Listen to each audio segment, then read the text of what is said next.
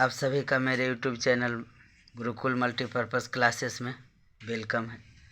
इस वीडियो में हम NCERT मैथ क्लास 10 का एक्सरसाइज 10.1 जो ब्रिज से रिलेटेड होता है पहले हम उसको करेंगे। लेकिन इस एक्सरसाइज को शुरू करने से पहले कुछ मुख्य बातें जो ब्रिज में होती है उसे ध्यानपूर्वक समझ लेना चाहिए।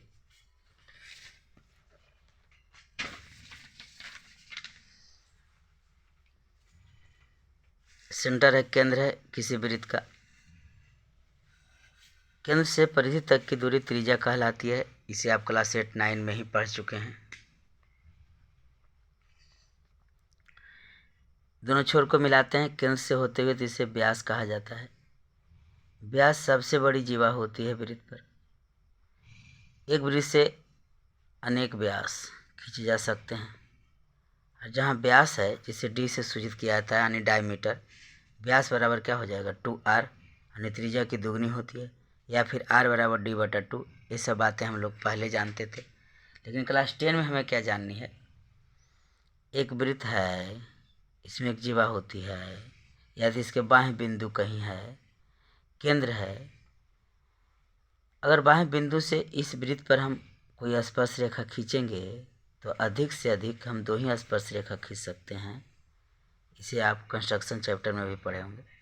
आए दोनों स्पर्श रेखा की जो दूरियां होती है, लंबाइयां जो होती है, वो इक्वल होता है, बराबर होता है।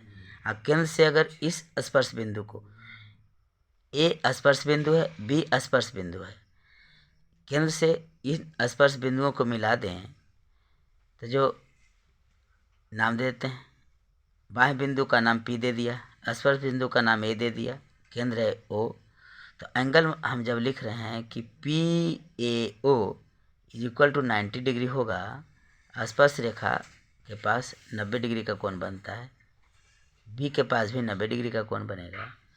अगर मैं आपसे कहूँ कि मैं यहाँ 130 डिग्री दे दिया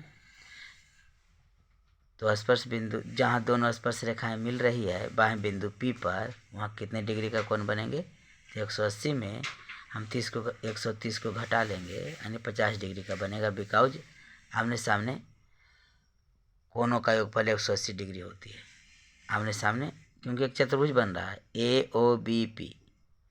आमने सामने जो सम्मुख कोण है, सम्मुख कोण का योगफल 180 डिग्री होती है, सम्मुख कोण का योगफल 180 डिग्री होती है। हम एक वृत्त में अधिकतम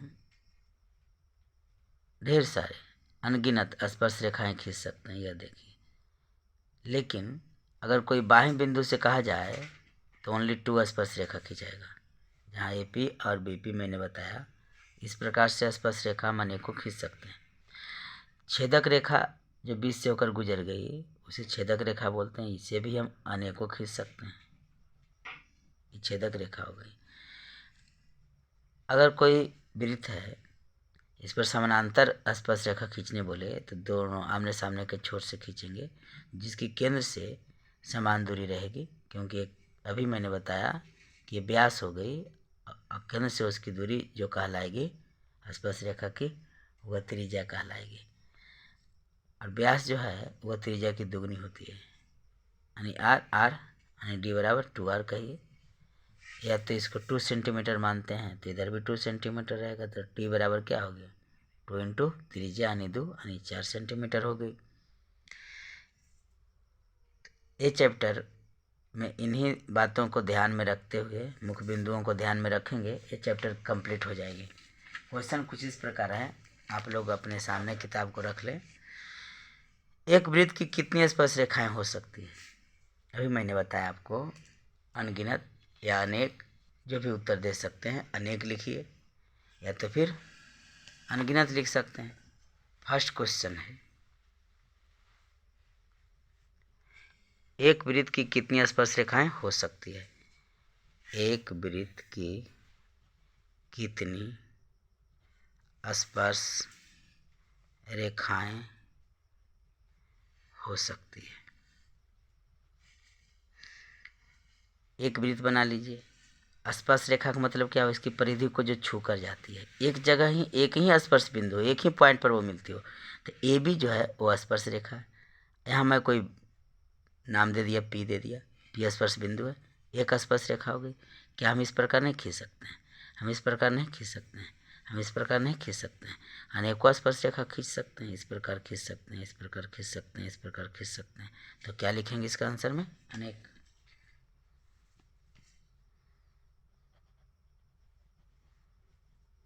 अनगिनत, इसी को अनगिनत कह सकते हैं।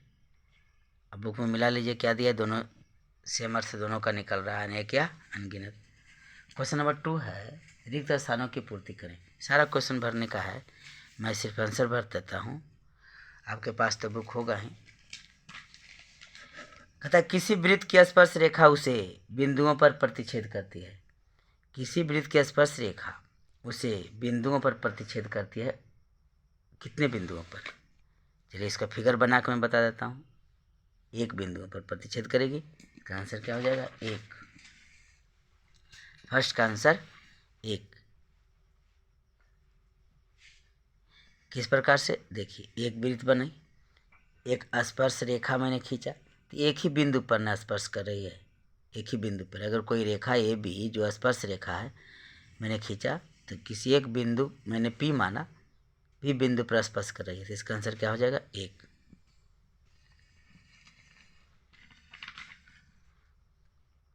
टू का सेकेंड पार्ट है, वृत्त को दो बिंदुओं पर प्रतिच्छेद करने वाली रेखा को, वृत्त के किसी भी वृत्त के दो बिंदुओं पर प्रतिच्छेद करने वाले, दो बिंदुओं पर प्रतिच्छेद करने वाले रेखा को क्या कहेंगे? दो बिंदु पर जब प्रतिच्छेद करें तो उसे हम क्या कहेंगे? छेदक रेखा कहेंगे। छेदक रेखा किस प्रकार? देखिए, तो एक ही बिंदु पर प्रतिच्छेद हो रहा है। पी क्वेश्चन फर्स्ट में एक ही बिंदु पर प्रतिच्छेद हो रहा था, लेकिन यहाँ सवाल है कि कोई एक रेखा है जो वृत्त के किसी दो बिंदु पर प्रतिच्छेद करती हो। मान लीजिए यहाँ एक बिंदु है, एक बिंदु यहाँ है, ए है और बी है, ये दोनों प्रतिच्छेद किया, तो सोचिए तो काटते हुए गया ना, छेदते हुए गया, बीच से पार्ट में बांट दिया, तो इसे हम क्या कहेंगे? छेदक रेखा कहेंगे। कहीं से भी ले लीजिए दो बिंदु, जहाँ मन आपका करे, यहाँ यहाँ ले लीजिए। अगर ऐसे काट रहे हैं, छेद करते हुए गई। अगर यहाँ से छू के जाएगा तो किसी एक ही बिंदु पर छुएगा ना, तो स्पर्श बिंदु कहलाएगी। लेकिन जब दो बिंदु को छूने की बात हो गई तो छेदक रेखा कहलाती है। थर्ड है कि एक वृत्त की खाली स्थान समांतर स्पर्श रेखाएं हो सकती है। समांतर स्पर्श रेखा, एक वृत्त की समांतर स्पर्श रेखा कितने हो सकते हैं? फिगर बना के बताना चाहिए। देखिए क्वेश्चन थर्ड में एक वृत्त बना लिए, आराम से हल होगा। एक रेखा स्पर्श रेखा मैंने ए बी दे दिया, इसकी समानांतर इस छोर पर करना होगा, तो सी डी। तो दोनों स्पर्श रेखा होनी चाहिए। ऐसा नहीं कि छेदक रेखा भी समानांतर होगी तो अनेक हो गया। लेकिन यहाँ क्वेश्चन है कि दो स्पर्श रेखाएं हैं, तो अधिक से अधिक कितने समानांतर होंगे? दो ही रेखा खींच सकते हैं। स्पर्श हो और दोनों समानांतर हो तो कितने खींच सकते हैं? Only two. दो स्पर्श रेखा होगी और वो दोनों आपस में समानांतर होंगे। क्वेश्चन फोर्थ क्या है कि वृत्त तथा उसकी स्पर्श रेखा के उभयनिष्ठ बिंदु को क्या कहते हैं? वृत्त और उसकी स्पर्श रेखा के उभयनिष्ठ बिंदु, स्पर्श रेखा के उभयनिष्ठ बिंदु, देखिए बिंदु पी है, उसे क्या मैंने सूचित किया था, बार बार मैं बोल रहा हूँ, इसे स्पर्श बिंदु कहते हैं। तो थर्ड का हो जाएगा, फोर्थ का हो जाएगा आंसर क्या? स्पर्श बिंदु। स्पर्श बिंदु। अब बात को समझिए, मैं यहाँ फिगर बना के बता रहा हूँ कि एक वृत्त है, इसकी एक स्पर्श रेखा है ए और बी, यह उभयनिष्ठ बिंदु जहाँ स्पर्श रेखा और वृत्त की कोई एक बिंदु मिली, उस बिंदु को क्या कहते हैं जी? तो स्पर्श बिंदु कहते हैं। यही तो स्पर्श बिंदु है, स्पर्श बिंदु कहते हैं।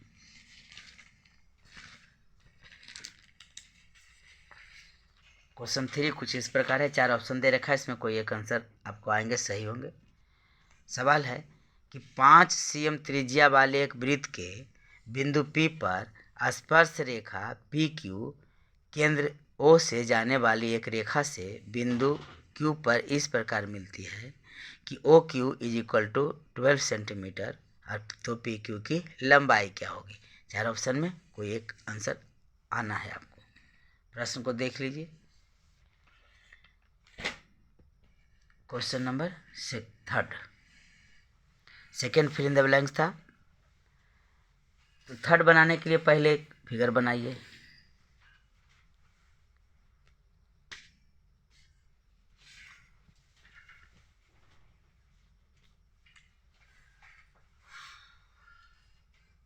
एक वृत्त बना लिया। इसका केंद्र बिंदु जो है उसका नाम मैंने दे दिया ओ।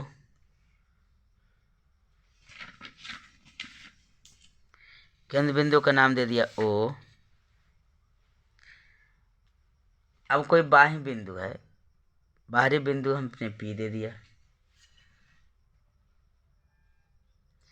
स्पर्श रेखा जहाँ पर है वहाँ बिंदु क्यू दे देंगे। पी पर स्पर्श रेखा बिंदु क्यू है 5 सेंटीमीटर त्रिज्या वाले, और उसकी त्रिज्या कितनी है तो 5 सेंटीमीटर है। यहाँ से एक त्रिज्या बना लिए, एक कितनी है तो 5 cm है। यहाँ नाम क्या दे दिया हमने, क्यू दे दिया। इसको ऐसे मिला दिए और क्यू पी को मिला दिए तो पी क्यू क्या हो गई, एक स्पर्श रेखा हो गई। ये 5 सेंटीमीटर है आपकी त्रिज्या, ठीक है। ओ क्यू की लंबाई कितनी दे रखा है, ओ क्यू 12 सेंटीमीटर है। क्यू यहाँ है, पी यहाँ है, ओ क्यू कितने हैं तो 12 सेंटीमीटर है। अब आपको यहाँ समझनी है, यहाँ 90 डिग्री कौन बनता है तो 90 डिग्री के सामने का जो त्रिभुज यहाँ बन गया, त्रिभुज ओ पी क्यू से, यहाँ पी बिंदु है, यहाँ क्यू बिंदु है, ओ पी क्यू से angle O P Q is equal to 90 degree है। इसका मतलब ओ क्यू जो है वो क्या है, आपका कर्ण है, कर्ण है। ये आपका 5 cm दे रखा है। अगर हम इसको आधार मान लेते हैं तो हमारा लंब होगा, तो समकोण त्रिभुज से हम चले जाएंगे। पी क्यू पूछा है, पी क्यू बराबर भाग, तो पी क्यू को अगर हम लंब मान लेते हैं तो यहाँ समझ लीजिए ये तो हमारा 12 है, ये हमारा 5 है, ये लंब है, परपेंडिकुलर, ये हिपोटेनस है, बेस है। तो परपेंडिकुलर इज इक्वल टू क्या होता था, H square minus B square का अंडर रूट। बस यही थ्योरी को ध्यान में रखना है। तो पी क्यू बराबर हो जाएगा ओ क्यू का स्क्वायर माइनस ओ पी का स्क्वायर अंडर रूट, यानी 12 का स्क्वायर घटाओ 5 का स्क्वायर अंडर रूट। 12 गुना किए तो हो गया 144 और माइनस 5 25 अंडर रूट। 14 में से 5 चला गया, 9 बचा, 3 में से 2 गया, 1 बचा, 1। चलिए डी का आंसर आ रहा होगा, आंसर हो गई डी का आंसर आएगा 3 का डी। क्वेश्चन नंबर 4 है, कुछ इस प्रकार सिद्ध करना है आपको, सिद्ध नहीं करना है। देखिए एक वृत्त खींचिए, कंस्ट्रक्ट करनी है। एक वृत्त खींचिए और दो एक दी गई रेखा के समानांतर दो ऐसी रेखाएं खींचिए कि उनमें से एक स्पर्श रेखा हो तथा दूसरी छेदक रेखा हो। एक स्पर्श रेखा होनी चाहिए और एक छेदक रेखा होनी चाहिए, और दोनों कैसी होनी चाहिए, आपको समांतर होनी चाहिए। ये तो बहुत ही आसान है। इसके लिए कोई ऐसा नहीं है कि माप लेना है, हमको स्केल लेना होगा। कोई एक वृत्त बना लेते हैं। चलिए एक वृत्त बना लिए। क्वेश्चन नंबर 4,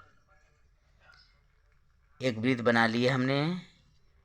चलिए बना लिए क्वेश्चन नंबर 4 और एक स्पर्श रेखा दे दिया। चलिए हम ऊपर में एक स्पर्श रेखा देते हैं, ए और बी नाम दे दिया, मैंने नाम दे दिया, आपको जो देना दे सकते हैं। स्पर्श बिंदु का नाम पी दे दिया। अब कह रहा है कि आप एक ऐसी रेखा खींचें जो इसके क्या हो, समानांतर हो, इसके समानांतर। तो यहाँ केंद्र है आपका, सेंटर है आपका, तो इसके समानांतर अगर आप खींचना चाहते हैं तो स्केल रख के आप खींच सकते हैं। नाम देते हैं हम सी डी, दे देते हैं सी डी। ये दोनों कैसी है, समानांतर है, तो आपको ये दूरी समान होनी चाहिए। तो सबसे बेहतर होगा कि क्यों ना हम केंद्र से होते हुए गुजार दें, हमें नो प्रॉब्लम आएगी। इसको एक्स वाई कर देते हैं। चलिए तो मैंने ए बी के समानांतर एक्स वाई खींच लिया, क्योंकि यहाँ से थोड़ी सी परेशानी नहीं होगी, केंद्र से हम खींच देंगे जो कि ए बी के पैरेलल होगा, समानांतर होगा। चलिए इस प्रकार से एक्सरसाइज 10.1 कंप्लीट हो गई। इतना ही था। नेक्स्ट वीडियो हम 10.2 करेंगे।